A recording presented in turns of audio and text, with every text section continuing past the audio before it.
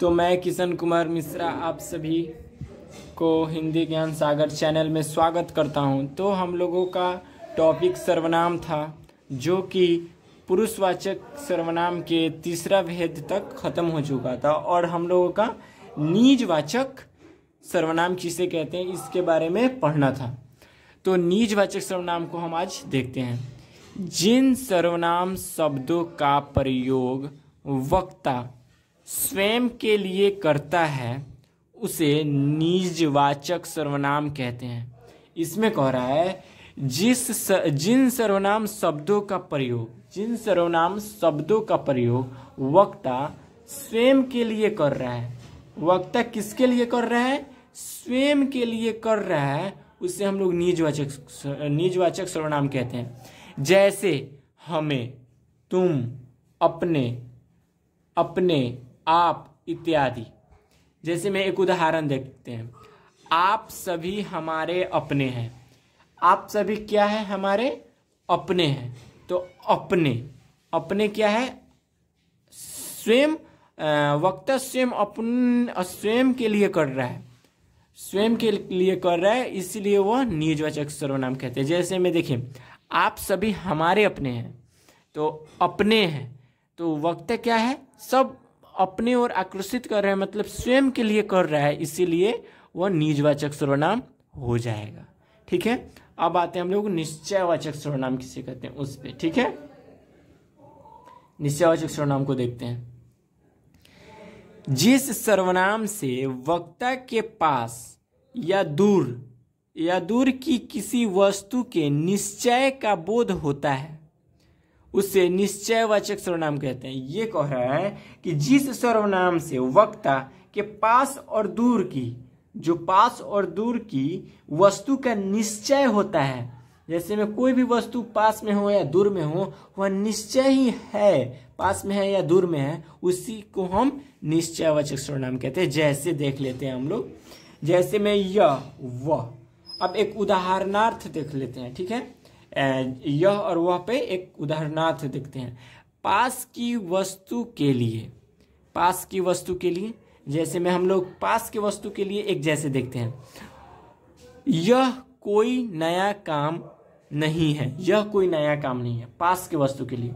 जैसे में कोई पास के वस्तु को निश्चय हम लोग कर रहे हैं कि यह काम कोई नया नहीं है, तो ये क्या हो गया? निश्चयवाचक सर्वनाम। अब हम लोग देखते हैं दूर की वस्तु के लिए कोई एक निश्चित जैसे देखते हैं। जैसे रोटी मत खाओ क्योंकि वो जली है। अब दूर कोई बैठा है, उससे हम लोग कह रहे हैं रोटी मत खाओ क्योंकि वह जली है। निश्चय है कि रोटी क्या है? जली है। वह निश्चित है कि रोटी जली है, इसीलिए वह हो जाएगा निश्चयवाचक सर्वनाम। ठीक है, अब आते हैं हम लोग अनिश्चयवाचक सर्वनाम पे। ठीक है, कि अनिश्चयवाचक सर्वनाम किसे कहते हैं। अगर दोस्तों आप लोगों को इस वीडियो में थोड़ा सा भी कंफ्यूजन हो या दिक्कत हो तो प्लीज हमें बताएं कमेंट में, हम उसका हल करेंगे। और मेरे आवाज का प्रॉब्लम हो तो प्लीज, कुछ दिनों की बात है, 1 से 2 दिन की बात है, आप लोग कर ले, उसके बाद हम उसको सुधार लाएंगे। ठीक है, पिछले वाले वीडियो में एक लड़का ने कमेंट किया था।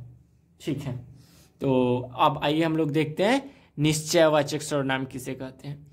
जिस सर्वनाम से किसी निश्चित वस्तु का बोध ना हो उसे अनिश्चयवाचक सर्वनाम कहते हैं। जैसे कोई कुछ, जैसे में क्या है? कोई कुछ। अब अनिश्चयवाचक सर्वनाम यह कह रहा है कि निश्चित वस्तु का बोध ना हो।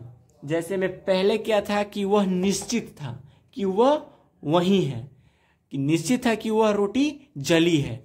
ठीक है, तो अब ये कह रहा है कि वह निश्चित ना हो। जैसे में वह रोटी नहीं जली है, जली होगी, वह रोटी जली होगी, कोई ठीक नहीं है कि जली है या नहीं जली है। ठीक है, तो वो क्या हो जाएगा? अनिश्चयवाचक। अब कोई और कुछ पर एक उदाहरणार्थ देख लेते हैं। कोई ऐसा ना हो कि कोई आ जाए, ऐसा ना हो कि कोई आ जाए। अब कोई आ रहा है कि नहीं आ रहा है उसके बारे में कोई निश्चित नहीं है। हम लोग कुछ पे कुछ, उसने कुछ नहीं खाया, उसने कुछ नहीं खाया, वो खाया या नहीं खाया उसके बारे में हम लोग जान नहीं रहे, बट एक अनिश्चय के बारे में बता रहे हैं, हम लोग गेस कर रहे हैं कि वह कुछ, उसने कुछ नहीं खाया, उसने कुछ नहीं खाया। तो इसमें निश्चित वस्तु का बोध ना हो रहा है, इसलिए वह अनिश्चयवाचक सर्वनाम हो जाएगा।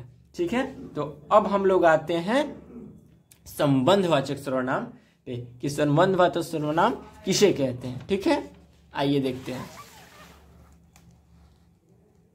संबंधवाचक सर्वनाम।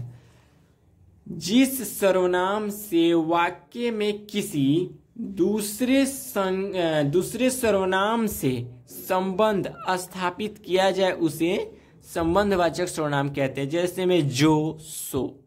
और से हम एक बार और देखते हैं।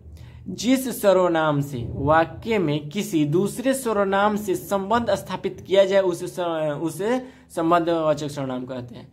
संबंधवाचक ये कह रहा है कि कोई भी सर्वनाम हो, जिस सर्वनाम से, ठीक है, वाक्य में किसी दूसरे सर्वनाम की संबंध जोड़ा है। जैसे में कोई अपने आप को संबंध जो जोड़ता है, जैसे में जो, सो। उदाहरण देखते हैं। वह कौन है जो बड़ा रो रहा है, मतलब वह कौन है उसके बारे में नहीं जान रहे, वह कौन है एक सर्वनाम हो गया। ठीक है, वो जो बड़ा रो रहा है, तो ये दोनों एक दूसरे को जोड़ रहा है कि जो बड़ा रो रहा है उसे हम क्या कहते हैं, संबंधवाचक सर्वनाम। वो एक दूसरे को जोड़ रहा है, इसीलिए वह संबंधवाचक सर्वनाम कहते हैं। इसको अगर इस पे डाउट हो तो आप पूछ सकते हैं कमेंट में।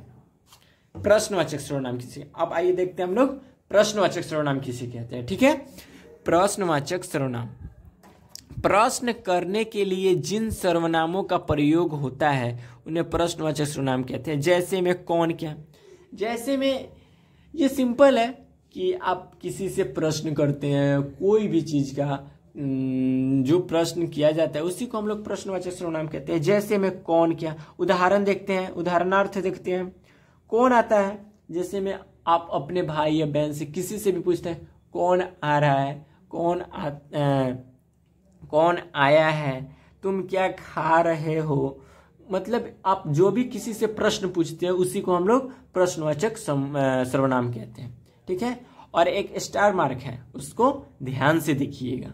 ठीक है, आइए हम दिखाते हैं आप लोगों को, लोग इसको लिखिएगा। ठीक है, ध्यान रखना चाहिए कि कौन का प्रयोग चेतन जीवों के लिए किया जाता है और क्या का प्रयोग जड़ पदार्थों के लिए किया जाता है। ठीक है, अब ये कह रहा है कि कौन का प्रयोग चेतन जीवन के लिए कर रहा है, मतलब कि कौन का जो प्रश्नवाचक में जो कौन है वो चेतन जीवों के लिए किया जाता है। जैसे में किसी से पूछना, जैसे में कौन आ रहा है, जा रहा है, कौन खा रहा है, कौन पी रहा है, कौन क्या कर रहा है, वो चेतन जीवन हो गया। जो आपस में हम लोग ये करते हैं, बात वार्तालाप करते हैं, उसी को चेतन जीवन हम लोग कह सकते हैं आसानी से।